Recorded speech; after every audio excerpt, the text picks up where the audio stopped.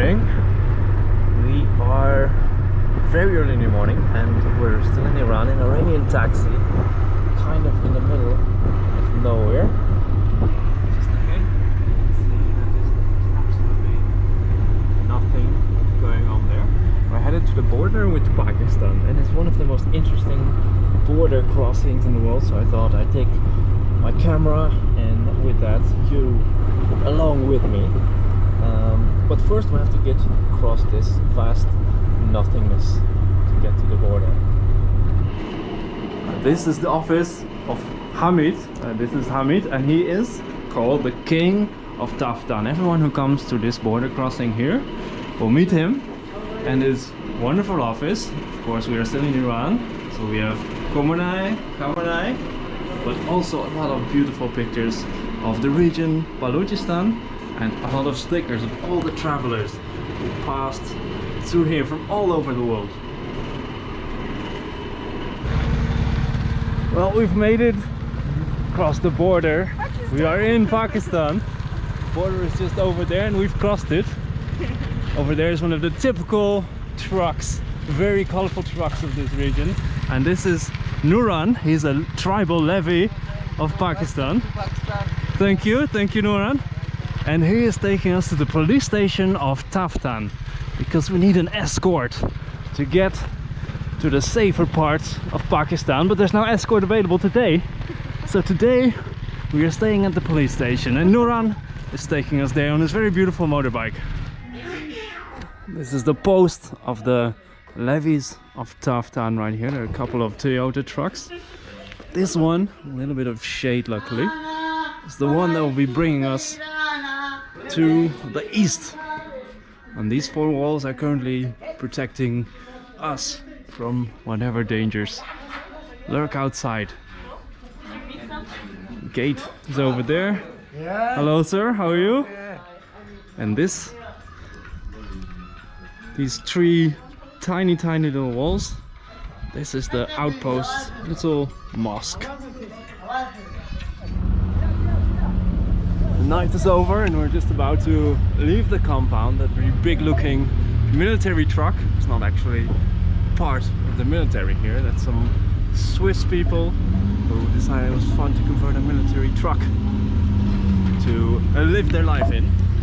We are headed out now on the convoy on the road to Quetta.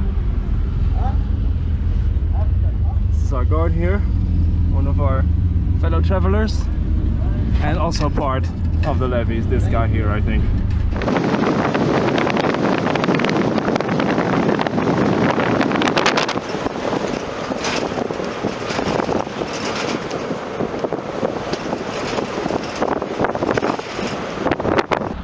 It's the first checkpoint. Everything is decorated in the Pakistan flag and our friend over here seems to be actually a prisoner because he is chained up. There's the truck, there's also two motorcycles in the convoy, and of course all the levies, they want to take a picture with us.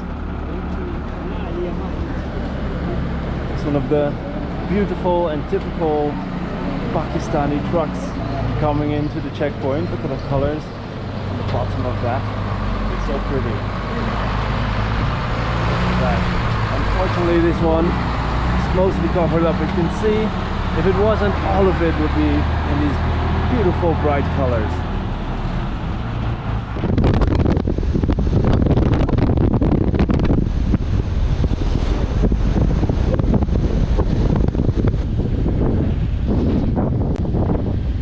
Driven into the first town along the way. There's graffiti on the wall over there. They really like Messi over here apparently.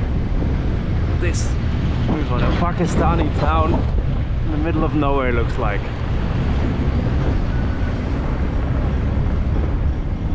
Just saw, to my big surprise, just before we saw a church. I wouldn't have accepted a Christian church in a town like this really. Apparently they are Christians over here. Just exiting the second checkpoint. The town that it's in was a nice change from the endless nothing that we were driving through before. Just sand, the road and the railroad running next to us, and the occasional very colorful beast of the desert, the colorful trucks that drive around everywhere in this part of the country. Look at that. This is the police station. These are the walls. They look like they're 500 years old or more. Middle of the desert right here, and this was the spot that was designated for a vehicle change. So this is the old one, and this one right here is the new one. Hello sir, how are you? Getting in the back. This one now to continue the trip.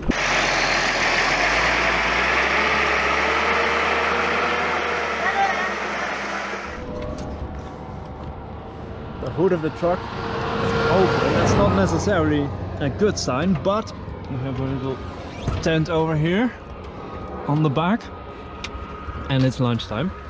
So let's get some lentils. Let's go.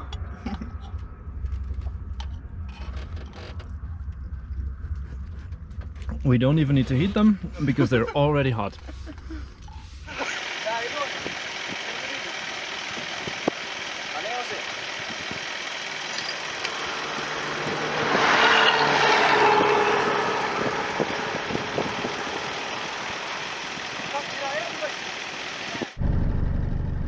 Well, we're still stuck out here in the desert. The car hasn't moved yet, so getting a bit bored. Time to experiment a bit. This water has been sitting in the sun for a very long time. It's very hot. This is coffee. Let's brew some desert coffee over here. There we go. Close it. And coffee. Wonderful. Scorching hot. Guess it's mid-40s somewhere, and you can see people are suffering under the heat. Me too. You just saw my face and it didn't look as fresh as normal. I guess we just finished the longest part of the trip, the longest single part in this truck right here. I guess we're about 2/3 of the way now, 8 hours in. We haven't seen any of the dangers that we're supposed to be protected from, but of course if you would see them, probably it would be too late, so we are happy we didn't see any. So what are the threats that I've heard about? There's some stories I heard about the Balochestan independence movement, but I'm not sure if they are very active. Then there's a group called Jundala, an Islamic terrorist group, but I think the biggest threat around here are heavily armed smugglers, people who smuggle opium, heroin in from Afghanistan and into Iran to continue from there to the west. And then there's a story I've heard of the volcano Taftan, which according to locals was made out of uranium. Don't tell the Iranian government, I don't think any good will come of that. We've been saved from the volcano so far as well. So thanks a lot to the levies who brought us all this way, almost to the city of Quetta.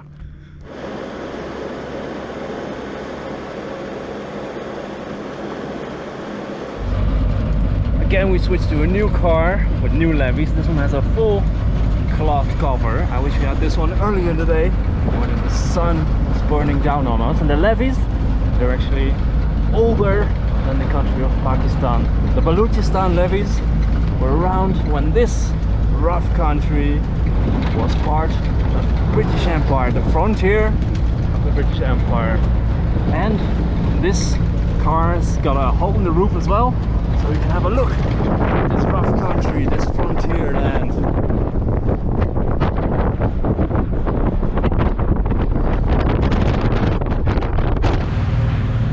After a very long trip, we've made it to the Bloomstar Hotel in the city of Quetta.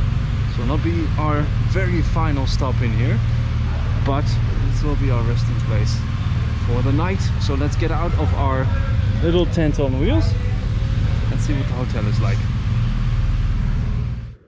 Well, this here is our little and not very fancy hotel room, but it does the job. It's clean enough. Let's say it's clean enough, and it has electricity sometimes. Has a fan. It has no Wi-Fi, but there's Wi-Fi down by the reception. And well, we just went to get the NOC, the non-objection confirmation. And I thought, okay, we're going to pick up this document, it will not be very interesting, so I didn't bring my camera, but instead it turned into a 6-hour-long adventure with all kinds of crazy stuff, including us in the back of a police truck in a police chase, chasing one of the other members of the convoy who thought they could just drive away on their own. Unfortunately, I did not have my camera with me. Anyway, we've got train tickets, we've got the non-objection. So tomorrow we are off on the train to Lahore, but we cannot just walk to the train station. Again, we need an escort, and probably we'll get an escort on the train as well. And then when we finally get out of Balochistan, then we are free to go out on our own.